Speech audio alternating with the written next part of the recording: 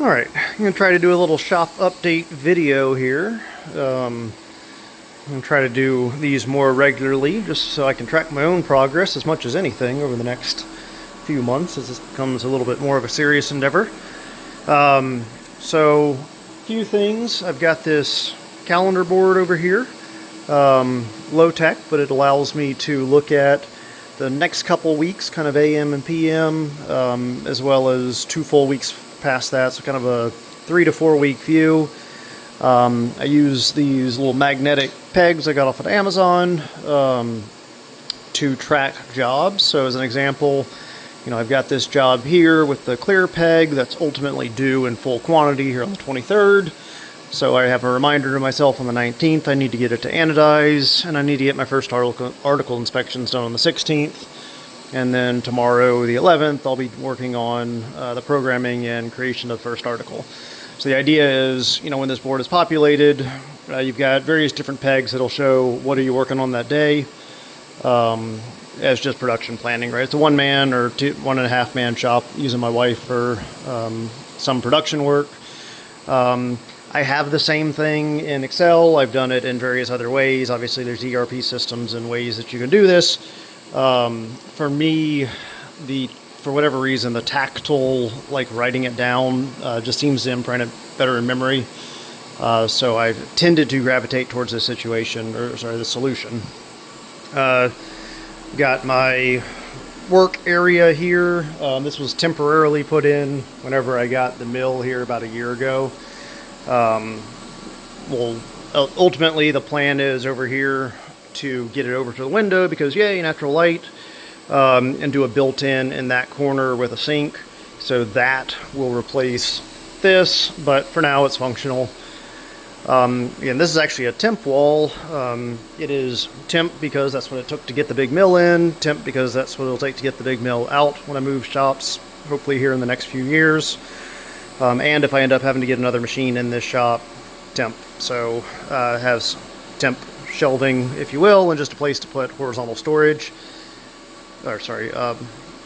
Place to put go vertical, on the storage with lightweight stuff, just to get it up and out of the way. Obviously, things like paper towels, etc.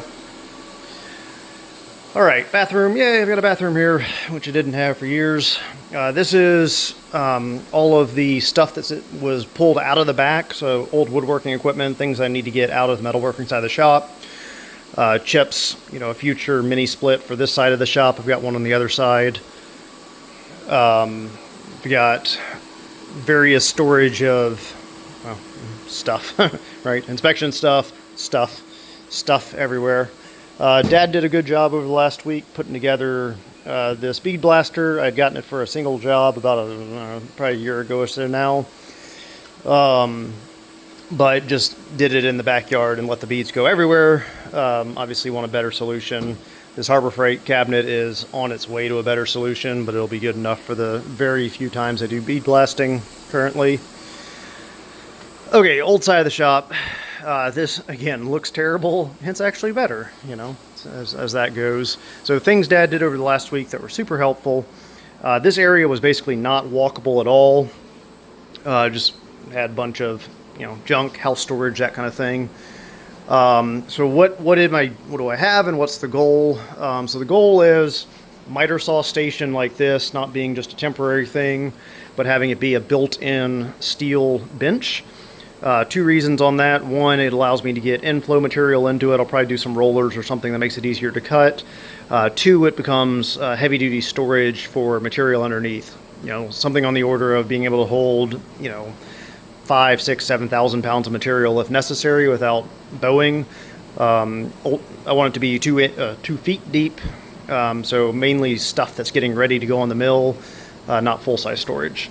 Up above, this is about a month-old project here, but this is full-size storage.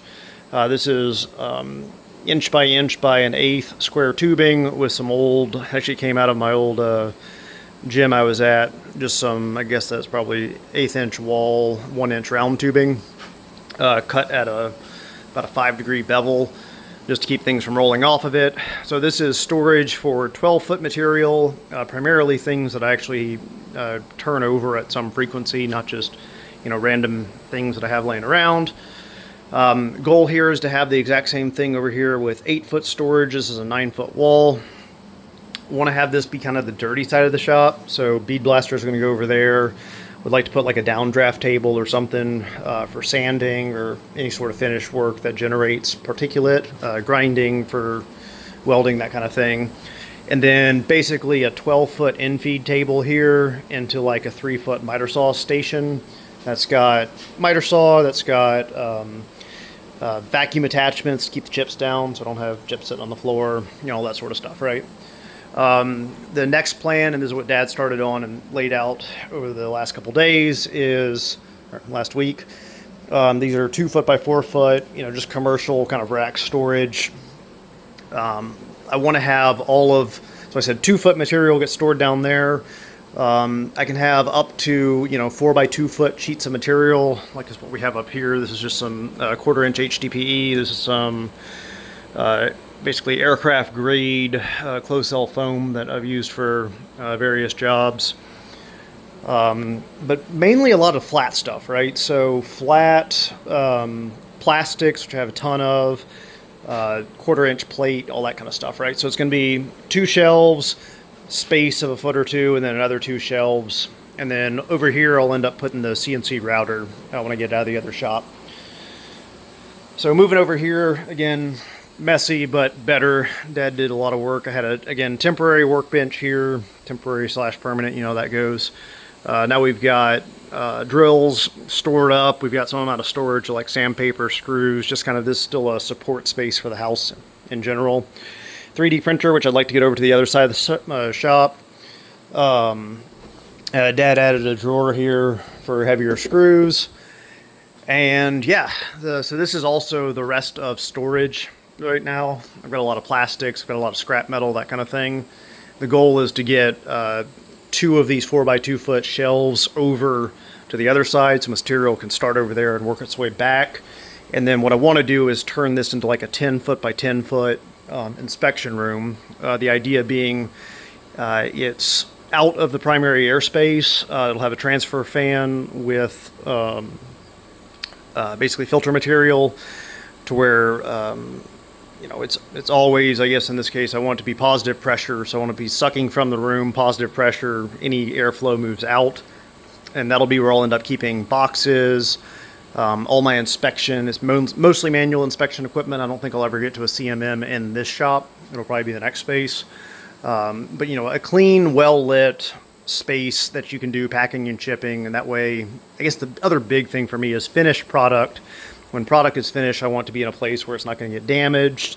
Whereas I go through my ISO 9001 and my AS 9100 certifications, all of the processes associated with final inspection, keeping things clean, keeping things, in the quality I expect, can all be done in that final room. So I know that was a lot. Again, this can be viewership 1. Maybe at some point in the future this is beneficial for someone else. But for me, the goal at just doing this walkthrough is to allow myself to process what's coming next for the shop. What are some of the priorities? If anyone is watching this, either now or in the future, that might be a small shop owner, that one of the beauties and the downsides of owning your own shop is there's always way too much to do relative to the amount of time you have. So it is quite helpful to just spend the time to think through what are the things that are actually slowing the business down, that are losing you money, that are losing you opportunities. And for me, I think the 2 big things are I say certifications. I do have an upcoming defense contract kind of thing I'm bidding where the formal certifications would be helpful. But I think more important than the certifications are the processes behind the certification, right? So if you're always tripping over things, if you don't have a process for how you bring material in, how you run your machines, how you get things out, 1, it invites human error for even a one-man shop, and then 2, with my wife being the primary supporter of kind of overflow work, it makes it harder for me to train her and hold her accountable for following the processes if the processes aren't written down if they're very loose, right? You know, sand until it's good, or clean it off the best you can, right? If you have very loose processes like that, you're going to get commiserate loose quality. So for me, the next couple logical steps for growth have a lot to do with cleaning up the physical space, documenting my processes, and yeah, so this is not exactly where it started. We might go into the true start future video for, you know, again, just my own recording and keeping track of where things are. But I am getting hopefully ready within probably the next year or so to where this might be a full-time endeavor. So to me, this is the start of kind of flipping a switch in my brain that says, hey, let's take this seriously, man. You know, I'm starting to have customers that very much do care about, you know, certifications. These are going into applications that are not, you know, there it is. You know what I'm saying. So, all right, closing this one down.